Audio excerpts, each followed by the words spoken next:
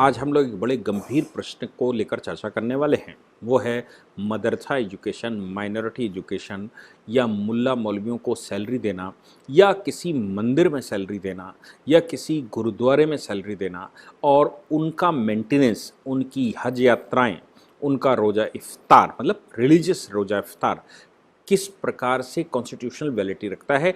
और संविधान अगर सेकुलर बनाया भारत सरकार ने और हम लगातार सेकुलरिज्म की दुहाई देते आए हैं और भारत में तथाकथित लीडर भी बड़ी तादाद में सेकुलरिज्म का ढिंडोरा पीटते घूमते हैं, जिसको स्यूडो सेकुलरिज्म कहते हैं, उनको किस अधिकार से ये अधिकार है कि वो सरकारी फंड से मदरसों को सैलरियाँ दें, सरकारी फंड से रिलीजियस ऑर्गेनाइजेशनों को पैसा दें, सरकारी फंडों से वो मस्जिदें बनवाएं और सरकारी फंडों से वो मेंटेन करें। इसमें दो प्रश्न जो केरला हाई कोर्ट ने उठाए हैं, उन प्रश्नों पर हम चर्चा करेंगे और ये बड़े गंभीर प्रश्न हैं जो केरला हाई कोर्ट ने उठाए हैं। केरला हाई कोर्ट ने विजयन सरकार से मदरसा फंड को लेकर कुछ गंभीर प्रश्न किए हैं। अभी ट्यूसडे को हियरिंग करते समय उन्होंने उनको नोटिस जारी किया और नोटिस में प्रश्न किए। साथ में उत्तर प्रदेश में जो मदरसा चलते हैं या मदरसा शिक्षण बोर्ड परिषद बने हुए हैं, उनमें और केरला सरकार, केरला में मदरसों में क्या फ़र्क है और उत्तर प्रदेश के योगी आदित्यनाथ जी की सरकार को किस प्रकार केरला के हाई कोर्ट, जिसमें एक मुस्लिम जज स्वयं बेंच के मेंबर थे, उन्होंने योगी आदित्यनाथ सरकार के चल रहे मदरसों में और केरला के चल रहे मदरसों में एक फ़र्क स्थापित करते हुए किस प्रकार वार्ता की। सवाल यहाँ पर इन चीज़ों में ये है कि हमारे देश में जब हमने कहा कि भाई देश सेकुलर है, तो ऐसे सेकुलर देश में जहाँ सभी के पूर्वज मैं कहता हूँ भारत के एक एक व्यक्ति, एक एक नागरिक के पूर्वज भगवान श्री राम हैं और मर्यादा पुरुषोत्तम श्री राम के राज्य की कल्पना हमने की है कि भारत राम राज्य बनाएंगे, ये हर एक व्यक्ति कहता है। तो ऐसे राम राज्य में भगवान राम के जन्म स्थान पर सरकारी फंड खर्च नहीं किया जा सकता, सरकार वो उस मंदिर को नहीं बनवा सकती, लेकिन सरकारें जो सेकुलरिज्म का ठेका लिए हुए हैं और तथाकथित अपने आप को सेकुलरिस्ट लीडर कहते हैं या भारत में सेकुलरिज्म है, ऐसा करने वाले लीडर्स या देश के सत्ता या देश के जो अगली पीढ़ी में काम करने वाले लोग हैं, ये किस प्रकार ऐसे फंड निकाल सकते हैं और ऐसे कार्य कर सकते हैं। केरला हाई कोर्ट में एक पिटीशन फाइल हुई। पिटीशन एक सोसाइटी के द्वारा फाइल की गई और सोसाइटी के सेक्रेटरी, जिनका नाम मनोज है, उनके द्वारा फाइल की गई। सोसाइटी का नाम है citizens organisation for democracy, equality, tranquillity and secularism.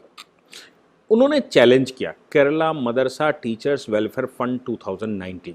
आपको याद होगा मैंने उस समय भी 2019 के इस पर एक पूरा लेक्चर रिकॉर्ड किया था और उसमें कहा था कि केरला सरकार ने चुनाव में जाने से पहले, क्योंकि चुनाव में सरकार जा रही थी 2019 में, उन्होंने एक कानून पास किया था जिसका नाम था Kerala Madrasa teachers welfare fund 2019 और इसमें सरकारी कंट्रीब्यूशन दिया गया था फंडों का मदरसा एजुकेशन को लेकर। अब मदरसा टीचर्स के वेलफेयर फंड की बात जहाँ तक की गई, तो ये एक अनुमान है कि 7,500 रुपये तक पेंशन, ऐसे 2 लाख मदरसे के जो रिटायर्ड टीचर्स केरला में हैं, लगभग एक अनुमान के मुताबिक उन 2 लाख लोगों को 7,500 रुपया महीना या कुछ कम ज़्यादा देने की पेशकश या दिया जा रहा है। इसके अतिरिक्त जो फिक्स्ड अमाउंट मतलब मदरसा चलाने के लिए फिक्स्ड अमाउंट है, उस अमाउंट को दिया जा रहा है और जो मदरसे में टीचर्स पढ़ाते हैं या मौलवी मुल्ला जो भी पढ़ाता है, उसको पढ़ाने वाले को सैलरी देना। आपको याद है ना कि इसी प्रकार का कोई कृत्य केजरीवाल सरकार ने भी कर रखा है। केजरीवाल सरकार के पास वैक्सीन लगाने के पैसे नहीं हैं, केजरीवाल सरकार के पास हॉस्पिटल में ऑक्सीजन के लिए पैसे नहीं हैं, लेकिन दिल्ली में चल रहे हज़ारों मदरसों में 25,000 रुपया पर कैंडिडेट के हिसाब से सैलरियां देते हैं और पेंशन देते हैं।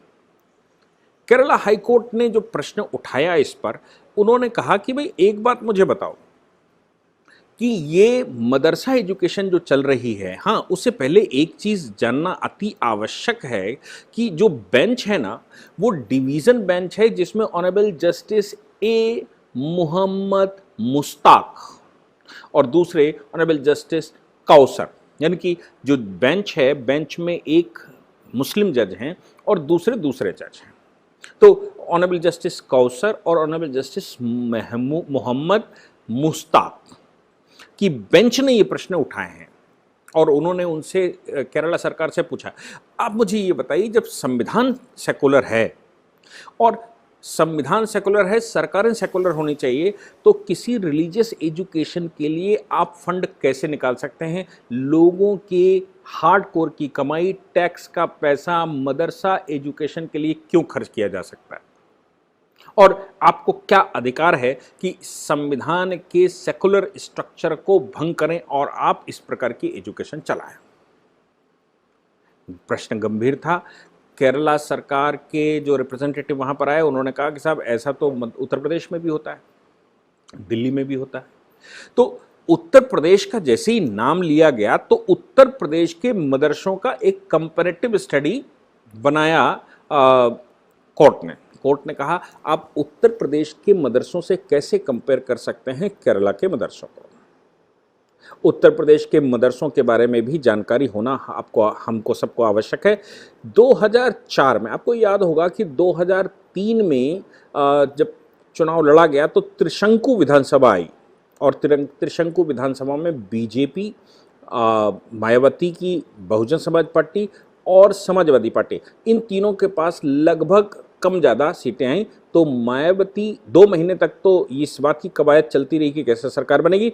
सरकार बनी तो मायावती और बीजेपी ने मिलकर सरकार बनाई। 6-6 महीने का समझौता हुआ या साल भर का कुछ समझौता हुआ था उस समय, लेकिन मायावती पहले मुख्यमंत्री बनने के बाद उसने बीजेपी को सीट देने से मना कर दिया था। झगड़ा थोड़ा बढ़ा तो मायावती ने इस्तीफा दे दिया। मायावती के विधायक टूट गए और पार्टी में रिफ्ट पैदा हो गया, जिसका नतीजा निकला कि सरकार गिर गई। मायावती की पार्टी को तोड़कर मुलायम सिंह यादव ने 2003 में अपनी सरकार बनाई थी और वो सरकार 2007 तक चली, मतलब लगभग 15 महीने मायावती सत्ता पर रही और 3.25 साल लगभग मुलायम सिंह सत्ता पर रहे। मुलायम सिंह ने 2004 में एक ऑर्डिनेंस पास किया। 2004 में ऑर्डिनेंस पास किया। देखिए, मैं आपको बताना चाहता हूं कि 2004 से पहले मदरसा एजुकेशन को लेकर उत्तर प्रदेश में ना ही कोई बोर्ड है और ना ही कोई खर्चा है। 2004 में मुलायम सिंह ने एक ऑर्डिनेंस पास किया है। इसका मतलब ये हो गया कि इतना अर्जेंट मैटर समझा मुलायम सिंह ने कि भाई उनको विधानसभा के बैठने तक का इंतजार नहीं हुआ और विधानसभा के सिटिंग से पहले एक ऑर्डिनेंस जारी कर दिया, यानी कि अध्यादेश आर्टिकल 213 में उस समय के गवर्नर से जारी करवा दिया गया और मदरसा एजुकेशन को लेकर मदरसा शिक्षा परिषद एक्ट 2004 पास किया गया। 2004 बना। बाद में जब विधानसभा बैठी तो विधानसभा से उसको पारित करवाया गया। अब ऑर्डिनेंस का स्थान ले लिया कानून ने। कानून के इस स्थान को लेकर हुआ क्या कि भाई मदरसा एजुकेशन को लेकर जो मदरसे हैं जिनको राज्य सरकार ने रिकॉग्नाइज कर रखा होगा या राज्य के मदरसों को सरकार सैलरी देगी ताकि एक माइनॉरिटी कम्युनिटी का, खासतौर से उसको माइनॉरिटी वेलफेयर मिनिस्ट्री को दिया गया, माइनॉरिटी कम्युनिटी का उत्थान किया जा सके। अब उत्थान उनका सरकारी विद्यालयों में नहीं होना था, उत्थान उनका जो सामान्य उत्तर प्रदेश के सिलेबस था उसमें नहीं हो सकता था। मुलायम सिंह के अनुसार उत्थान उस एक कम्युनिटी का मदरसा एजुकेशन में हो सकता था, यानी कि मदरसों में पढ़ाई कराई जाए। उस समय मदरसा एजुकेशन को लेकर पूरी कवायद चली। हालांकि भारतीय जनता पार्टी ने उस समय की विरोध किया था। राजनाथ सिंह अपोजिशन में हुआ करते थे क्योंकि मायावती से जस्ट पहले राजनाथ सिंह जी यहाँ के मुख्यमंत्री हुआ करते थे, तो राजनाथ सिंह जी मुख्य अपोजिशन में हुआ करते थे। इस प्रकार उत्तर प्रदेश में घमासान मचा रहा, लेकिन मुलायम सिंह तो मुलायम सिंह ठहरे। मुलायम सिंह को रोका नहीं जा सका। मुलायम सिंह यादव जी ने मदरसा एजुकेशन को जो फंडिंग की, उस फंडिंग से उत्तर प्रदेश में मदरसों की बाढ़ लग गई और सरकार रिकॉग्निशन करने में माहिर थी। वो सिलसिला तब से लेकर मायावती की सरकार बैठी 2007 से 12 तक। मायावती की सरकार के समय पर भी मदरसा एजुकेशन को खूब पैसा दिया गया। फिर अखिलेश यादव की फिर फुल फ्लैश सरकार बैठी 2007 से 2012 तक, और 2012 से 2007 से 2012 तक मायावती की सरकार बैठी और 2012 से 2017 तक अखिलेश यादव की सरकार बैठी और इन्होंने मदरसों पर खुलकर पैसा खर्च किया। यहां तक कि अखिलेश यादव सरकार ने उत्तर प्रदेश के अंदर एक जौहर यूनिवर्सिटी बना दी। आपको इस समय जौहर यूनिवर्सिटी का प्रकरण बिल्कुल सामने आ ही रहा होगा और हम सबको दिख ही रहा होगा, क्योंकि जौहर यूनिवर्सिटी के जो पहले चांसलर बने वो आजकल जेल में हैं। वो जौहर यूनिवर्सिटी गवर्नर ने साइन किया और साइन करके उसको स्थायी यूनिवर्सिटी बना दिया गया और स्थायी यूनिवर्सिटी बनाकर उनके ही एक मंत्री आजम खां को उसका चांसलर बना दिया गया, कानूनन विधानसभा से पास करके। आजम खां सत्ता में थे, इसलिए दूसरों की, मुसलमानों की ज़मीनें लूटकर ज़बरदस्ती उनको जेल करवाकर उनके दस्तखत करवाए गए, उन पर पुलिस प्रताड़ना की गई और कुल मिलाकर बहुत बड़ा स्पान घेरा गया और जौहर यूनिवर्सिटी बन गई। जौहर यूनिवर्सिटी प्योर इस्लामिक एजुकेशन की यूनिवर्सिटी थी। इस प्रकार 2017 तक खूब उत्तर प्रदेश में चला। 2017 में उत्तर प्रदेश के अंदर, क्यों मैं इसलिए बता रहा हूं क्योंकि ये जो तारीफ केरला हाईकोर्ट कर रहा है उत्तर प्रदेश के मदरसों की और कंपैरेटिव स्टडी उत्तर प्रदेश के मदरसों की कर रहा है, इसलिए अपने को ये सोचना पड़ता है कि आखिर क्या प्रकरण चला। वो तारीफ जो कर रहा है वो 2017 तक का मदरसा शिक्षा परिषद का नहीं है। 2017 के बाद जो सरकार बैठी माननीय योगी आदित्यनाथ जी की और उसने अमूल चूक परिवर्तन किए, उसका परिणाम है। इस प्रकार का ही मदरसा एजुकेशन को लेकर महाराष्ट्र में भी जिस समय देवेंद्र फडणवीस जी की सरकार थी, उन्होंने कुछ कानून पास किए थे। आपके असम की सरकार ने कुछ उस समय कानून पास किए थे। बंगाल में भी कवायद चली थी और उत्तर प्रदेश ने उसको इनिशिएट किया था। उत्तर प्रदेश और मध्य प्रदेश ने पहले ही अपने यहाँ कुछ करके रखा था। उत्तर प्रदेश में चूंकि मुलायम सिंह ने ये सब कुछ किया था, इसलिए बड़ा जकड़ा हुआ मामला था। योगी आदित्यनाथ जी की सरकार ने मदरसा एजुकेशन के बारे में कहा केवल वो मदरसे जो सरकार की कंप्लाइंसेस पूरी करेंगे उनको ही रिकॉग्निशन मिलेगा। अब सरकार की कंप्लाइंसेस क्या थी? सरकार की कंप्लाइंसेस थी कि सरकार ने आदेश किया कि अंग्रेजी, गणित और विज्ञान ये कंपलसरी होगा। इसको बिना पढ़ाए किसी भी मदरसे में कोई एजुकेशन नहीं दी जा सकती, मदरसे को डी रिकॉग्नाइज कर देंगे। दूसरा, उन्होंने कहा कि हर एक मदरसे में सीसीटीवी कैमरा लगाया जाएगा, यानी कि मदरसे के अंदर क्या हो रहा है इसका एक्सेस माइनॉरिटी मिनिस्ट्री के पास होगा और सरकार के पास होगा। तीसरा, उन्होंने कहा था कि इन मदरसों के अंदर राष्ट्रगान गाया जाएगा। चौथा, उस आदेश में चौथी बात उन्होंने कही कि आपको राष्ट्रीय एजुकेशन इसमें करवाना ही होगा। अगली बात जो मदरसों को लेकर आदेश आया, उस आदेश में कहा गया कि आपको 26 जनवरी और 15 अगस्त का त्यौहार मनाना कंपलसरी है और इतना करवाने के बाद आप जो रिलीजियस एजुकेशन देना चाहते हैं उस रिलीजियस एजुकेशन को दीजिए। यानी कि मदरसा जो रिलीजियस एजुकेशन के लिए जाना जाता है उसमें उत्तर प्रदेश सरकार ने कहा कि आपको सेकुलर एजुकेशन देनी पड़ेगी, जो देश की तरक्की के मामले हैं उनको देना पड़ेगा और जो बच्चों को हकीकत में आज के समाज के अनुसार चाहिए और जो देश का सम्मान है, देश के राष्ट्रगान, राष्ट्रध्वज की बात आती है और उनके सम्मान की बात आती है, वो सब कुछ आपको करना ही पड़ेगा। अगर आप ऐसा नहीं करते तो हम सीसीटीवी कैमरा लगाए दे रहे हैं। सीसीटीवी कैमरों के द्वारा जो रिकॉर्डिंग हमारे पास आती है उसके अनुसार इन मदरसों के रिकॉग्निशन और डी रिकॉग्निशन का मामला चलेगा। और सभी मदरसों ने पहले तो ऊधम मचाया, हाईकोर्ट भी गए, बहुत कुछ हुआ, लेकिन फाइनली योगी आदित्यनाथ जी का ऑर्डर मानना पड़ा और जिन मदरसों ने नहीं माना उनके जो लाइसेंस थे वो कैंसिल कर दिए गए या उनकी मान्यताएं खत्म कर दी गई। इस प्रकार उत्तर प्रदेश में जो मदरसा शिक्षा परिषद बनाया था मुलायम सिंह ने, उसको प्योर मॉडिफाइड कर दिया योगी आदित्यनाथ जी की सरकार ने। हालांकि मैं असम के मुख्यमंत्री से ज़्यादा सहमत हूं क्योंकि असम सरकार ने भी ऐसा ही किया, लेकिन उन्होंने कहा आप मदरसा चलाइए लेकिन उन मदरसों में आपको राष्ट्रीय जो स्टेट का कार्यक्रम है वो चलाना पड़ेगा।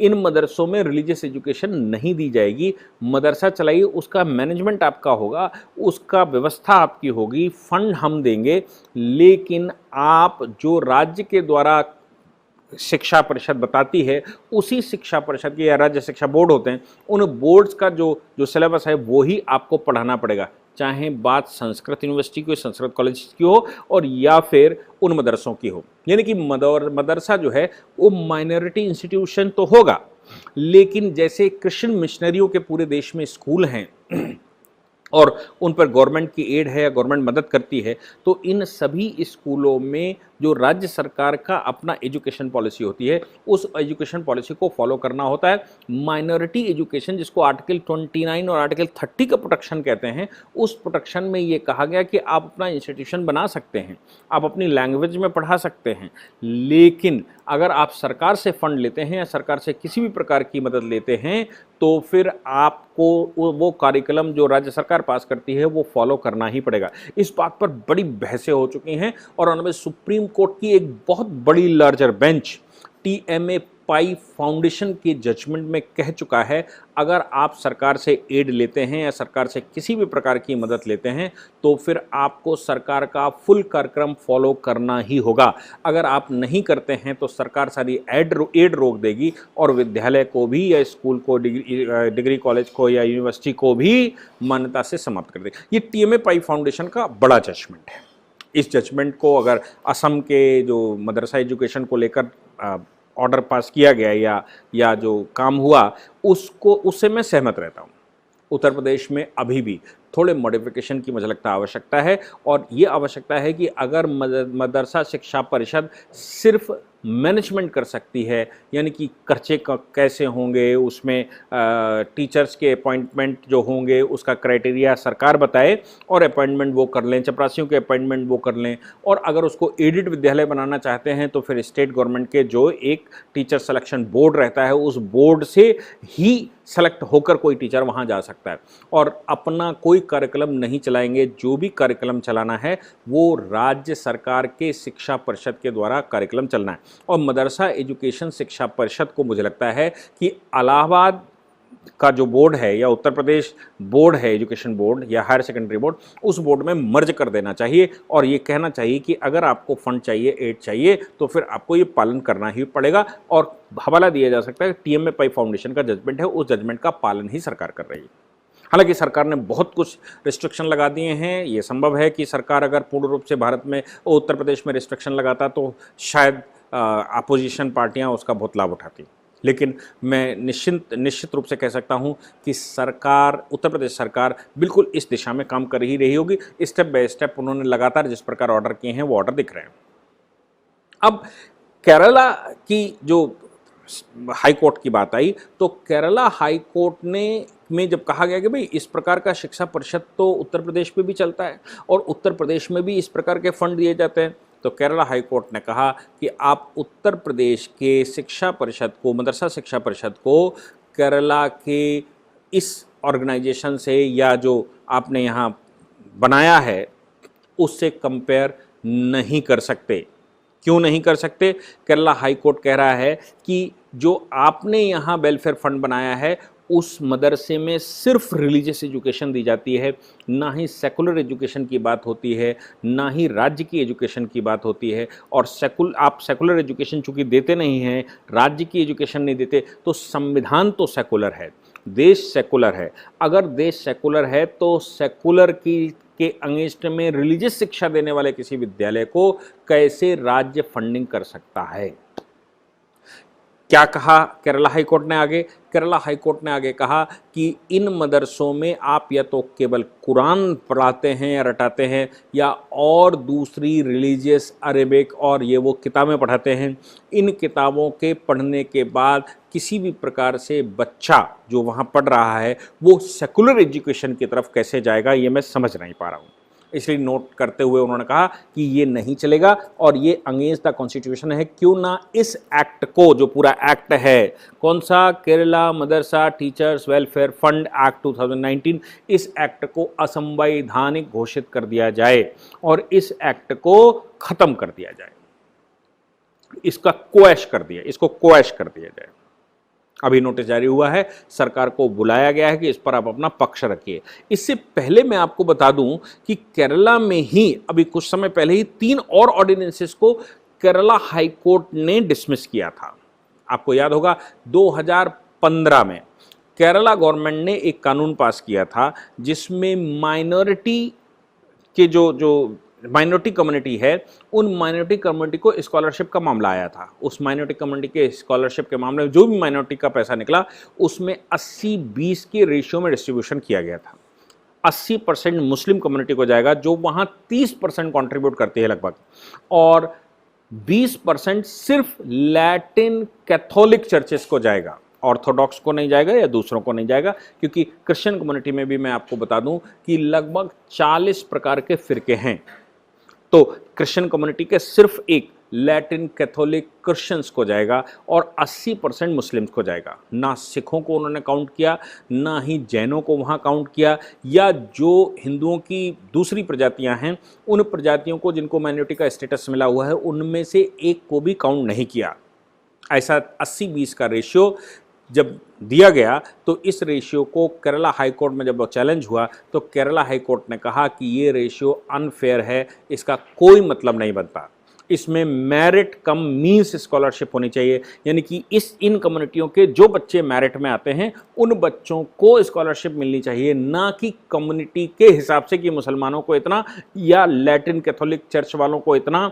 आप ऑर्थोडॉक्स की बात नहीं करेंगे, आप चर्च के दूसरे जो कई प्रकार के चर्च होते हैं नॉर्थ इंडिया के या वेटिकन से डील होते हैं या बहुत, उन चर्चों की किसी की बात नहीं करेंगे, उन क्रिश्चियन कम्युनिटी की कोई बात नहीं करेंगे, कन्वर्टेड क्रिश्चियंस की बात की गई है और आप फंड कन्वर्टेड क्रिश्चियंस को दे रहे हैं।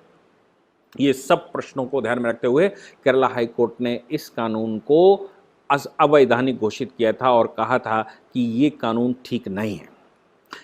विवाद इस कानून में भी कहां से आया था? मुस्लिम ऑर्गेनाइजेशंस ने केरला की सरकार जो चुनाव में जा रही थी अभी 2021 में, उस सरकार के ऊपर प्रेजेंटेशन करके ये कहा था कि ये पूरा का पूरा माइनॉरिटी का फंड 30 से 40%, 35% कॉन्ट्रीब्यूशन जो मुस्लिम कम्युनिटी है उसको ही दीजिए, क्रिश्चियनों को ये कोई फंड नहीं जाना चाहिए। सिख, जैन, बौद्ध तो पहले नहीं कवर किए थे, इन पर भी कोई फंड नहीं जाना चाहिए। ये दबाव सीपीआई सरकार को, सीपीएम सरकार के ऊपर वो बना रहे थे। सीपीआई की सरकार इसको थोड़ा हीला हवाला कर रही थी। इस बात को लेकर वो मामला कोर्ट तक चला गया और कोर्ट ने इस पूरे मामले में वहाँ की इस पॉलिसी को ही असंवैधानिक घोषित कर दिया था। इस प्रकार केरला में ऐसे जो मुसलमानों के पक्ष या जो कम्युनिटी को अपीजमेंट की पॉलिसी को लेकर बहुत सारे कानून पास होते रहते हैं या कुछ ना कुछ करते रहते हैं, वो लगातार उसको अपास्त करते रहे। इस बात को ही ध्यान में रखते हुए आपको ध्यान में आएगा कि अभी अभी लक्षद्वीप का मामला भी सामने आया है जिसमें केरला की असेंबली ने उस पर बाकायदा एक रेजोल्यूशन पास किया है और रेजोल्यूशन पास करके कहा है कि वहाँ के एडमिनिस्ट्रेटर को हटाया जाए और एडमिनिस्ट्रेटर जो वहाँ ऑर्डर कर रहा है उन ऑर्डर्स को निरस्त किया जाए।